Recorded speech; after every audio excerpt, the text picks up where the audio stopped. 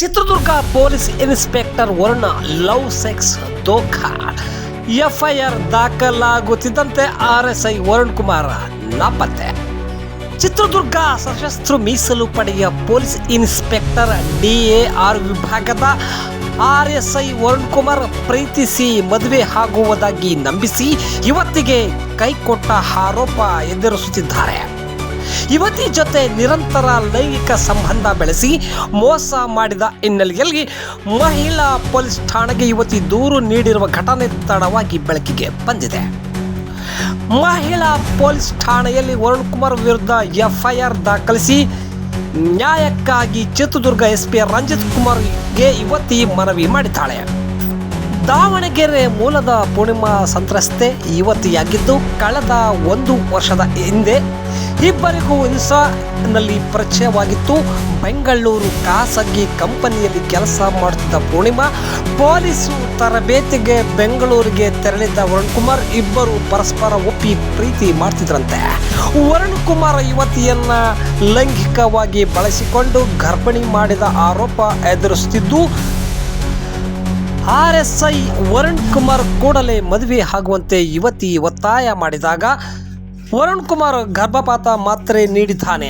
ನೊಂದ ಯುವತಿ ಚಿತ್ರದುರ್ಗ ಮಹಿಳಾ ಠಾಣೆಯಲ್ಲಿ ಕೇಸ್ ದಾಖಲಿಸಿ ಆರೋಪಿ ಬಂಧಿಸುವಂತೆ ನೊಂದ ಯುವತಿ ಒತ್ತಾಯ ಮಾಡುತ್ತಿದ್ದು ಎಫ್ಐಆರ್ ದಾಖಲಾಗುತ್ತಿದ್ದಂತೆ ಆರ್ಎಸ್ಐ ವರುಣ್ ಕುಮಾರ್ ನಾಪತ್ತೆಯಾಗಿದ್ದಾರೆ. ಹಾಗಾದರೆ ನೊಂದ ಯುವತಿ ಮಾತನಾಡಿದ್ದಾರೆ. ಅವರು ಏನು ಮಾತನಾಡಿದರೆ ಕೇಳೋಣ ಬನ್ನಿ.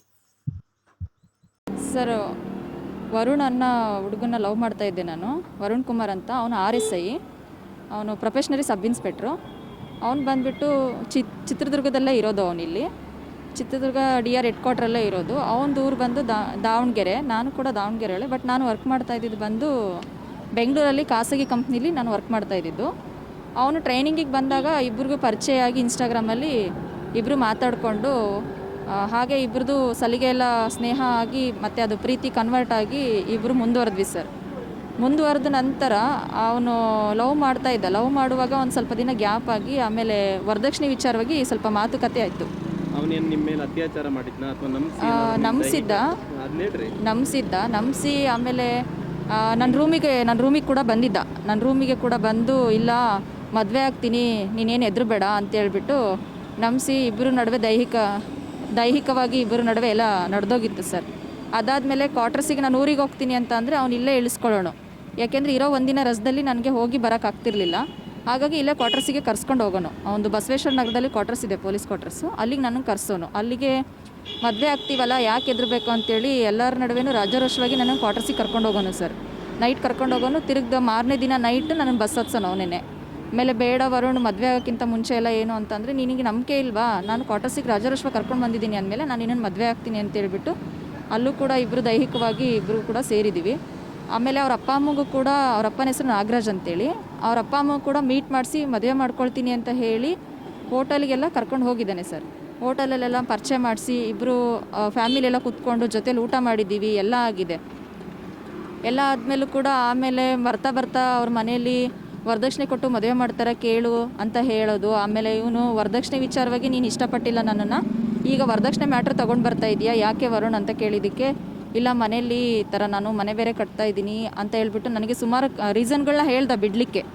ಅದು ಯಾವುದಕ್ಕೂ ನಾನು ಒಪ್ಪದೇ ಇದ್ದ ಪರಿಸ್ಥಿತಿಲಿ ಇಲ್ಲ ನಾನು ಮದುವೆ ಆಗೋಕ್ಕಾಗಲ್ಲ. ಆಮೇಲೆ ಅವನಿಗೆ ಮನೆಯಲ್ಲಿ ದುಡ್ಡಿರೋ ಹುಡುಗಿಯರನ್ನ ನೋಡ್ತಾ ಇದ್ರು. ಇವ್ನು ಜಾಬಲ್ಲಿ ಇದ್ದಾನೆ ಅಂತ ಹೇಳ್ಬಿಟ್ಟು ಏನೋ ಸೈಟು ಮತ್ತು 40 ಲಕ್ಷ ವರದಕ್ಷಿಣೆ ಕೊಟ್ಬಿಟ್ಟು ಮದುವೆ ಮಾಡ್ತೀವಿ, ಅದು ಸೆಟ್ಲ್ ಆಗಿಬಿಡುತ್ತೆ, ನಿಂದು ವೆಲ್ ಸೆಟಲ್ ಲೈಫು ಅಂತ ಹೇಳಿ ಅವ್ರ ಮನೇಲಿ ನನಗೆ ಬೇಡ ಅಂತೇಳಿ ಇದು ಮಾಡ್ತಾಯಿದ್ರು ಸರ್. ಇವನು ಕೂಡ ಹಾಗೆ ಅವಾಯ್ಡ್ ಮಾಡ್ತಿದ್ದ ನನ್ನನ್ನು. ಮದುವೆ ಮಾಡ್ಕೊಳ್ತೀನಿ ಅಂತ ನಂಬಿಸಿ ನನ್ನ ಜೊತೆಲಿ ಎಲ್ಲ ರೀತಿಯಾಗಿ ದೈಹಿಕವಾಗಿ ಸಂಪರ್ಕ ಮಾಡಿ ಇವಾಗ ನೀನು ನನ್ನನ್ನು ಬೇಡ ಅಂತ ಹೇಳ್ತೀಯಲ್ಲ ವರುಣ್, ಇದು ಸರಿನಾ? ಈಗ ನಾನು ನಿನ್ನ ಲವ್ ಮಾಡಿದರೆ ಬಿಡು, ಹಾಗೆ ಬಿಟ್ಬಿಡ್ಬೋದಾಗಿತ್ತು. ಈಗ ಎಲ್ಲ ರೀತಿ ಮೂವ್ ಆಗಿಬಿಟ್ಟು ಇವಾಗ ಬೇಡ ಅಂತ ಹೇಳಿದ್ರೆ ಅದು ನಾನು ಒಪ್ಲಿಕ್ಕೆ ರೆಡಿ ಇಲ್ಲ. ಈಗ ನಾನು ನಿನ್ನ ಮದುವೆ ಮಾಡ್ಕೊ, ಇಲ್ಲಾಂದರೆ ನಾನು SP ಆಫೀಸಿಗೆ ಹೋಗ್ತೀನಿ ಅಂತ ಹೇಳಿದ್ದಕ್ಕೆ ಹೋಗಬೇಡ, ನನ್ನ ಮಾನ ಮರ್ಯಾದೆ ಪ್ರಶ್ನೆ, SP ಆಫೀಸಿಗೆಲ್ಲ ಹೋದರೆ ನನ್ನ ಮರ್ಯಾದೆ ಇದಾಗುತ್ತೆ, ನನಗೆ ಟೈಮ್ ಕೊಡು ಅಂತ ಕೇಳಿದೆ ಸರ್. ಅಲ್ಲಿಗೂ ನಾನು ಅಲ್ಲಿ 1 ತಿಂಗಳು ಟೈಮ್ ಕೊಟ್ಟಿದ್ದೀನಿ. 1 ತಿಂಗಳು ಟೈಮ್ ಕೊಟ್ಟಿರೋದಲ್ದೇ ಮತ್ತೆ ಆಮೇಲೆ ಬೇಡ ಅಂತ ಹೇಳಿ ನಾನು ಸೂಸೈಡ್ ಕೂಡ ಮಾಡ್ಕೊಳ್ಳಿಕ್ಕೆ ಟ್ರೈ ಮಾಡಿದೆ. ಸೂಸೈಡ್ ಮಾಡ್ಕೊಳ್ಳಿಕ್ಕೆ ನನ್ನನ್ನು ಸಾಯೋಕ್ಕೂ ಬಿಟ್ಟಿಲ್ಲ ಸರ್. ಅಲ್ಲಿ ಹಾಸ್ಪಿಟಲ್ಗೆ ಅಂದರೆ ನಾನು ಕೆಲಸ ಮಾಡೋ ಜಾಗದಲ್ಲಿ ನನ್ನ ಕೊಲಿಗಿಗೆ ಕಾಲ್ ಮಾಡಿಬಿಟ್ಟು ಹಾಸ್ಪಿಟಲಿಗೆ ಸೇರಿಸಿ ಅವಳನ್ನ ಅಂತ ಹೇಳಿದಾಗ ನನ್ನನ್ನು ಅಲ್ಲಿರೋರು ಹಾಸ್ಪಿಟಲಿಗೆ ಸೇರಿಸಿದ್ರು. ಬೆಂಗಳೂರು ನಾರಾಯಣ ಹಾಸ್ಪಿಟಲ್ ನನ್ನ ಸೇರಿಸಿದ್ರು. ಈಗ ಫರ್ದರ್ ಏನಾಗಿದೆ? ಅಲ್ಲಿ ಈಗ ಹೇಳ್ತೀನಿ. ಅಲ್ಲ, ಈಗ ಫರ್ದರ್ ಏನು FIR ಮಾಡಿದ್ದೀರಾ? FIR ಮಾಡಿದ್ದೀನಿ ಸರ್. FIR ಮಾಡಿರೋದಕ್ಕೆ ಈಗ ಪೊಲೀಸ್ ಕಡೆಯಿಂದ ನನಗೆ ಬೆಂಬಲ ಬೇಕು. ಪೊಲೀಸ್ ಅವರೇ ಸಪೋರ್ಟ್ ಮಾಡ್ತಾ ಇಲ್ಲ ಇದಕ್ಕೆ. ಯಾಕೆಂದರೆ ಈಗ ಅವನು ಎಲ್ಲ ಅವನಿಗೆ ಸಪೋರ್ಟ್ ಮಾಡ್ತಿದ್ದಾರೆ. FIR ಆಗಿ 10 ದಿನದ ಮೇಲಾಗಿದೆ ಸರ್. 10 ದಿನದ ಮೇಲೆ ಆದಮೇಲೆ ಚಾರ್ಜ್ ಶೀಟ್ ಹಾಕಬೇಕಂದ್ರೆ ಅವ್ನು ಸಿಗಬೇಕು. ಅರೆಸ್ಟ್ ಮಾಡೋಕ್ಕಾಗಲ್ಲ ಅಂತ ಹೇಳ್ತಾರೆ. ಯಾಕೆಂದರೆ ಅವ್ನು ಸಿಕ್ಕರೆ ಅರೆಸ್ಟ್ ಮಾಡ್ಬೋದು. ಸಿಕ್ಕರೆ ಅರೆಸ್ಟ್ ಮಾಡಲಿಕ್ಕೆ ಇವರು ಹುಡುಕ್ಸಿಲ್ಲ. 10 ದಿನ ಬೇಕಾ ಸರ್ ಹುಡುಕ್ಸ್ಲಿಕ್ಕೆ? ಇವತ್ತು ನಾನು ನಿನ್ನೆ ಹೋಗಿ ಕೇಳಿದ್ದೀನಿ.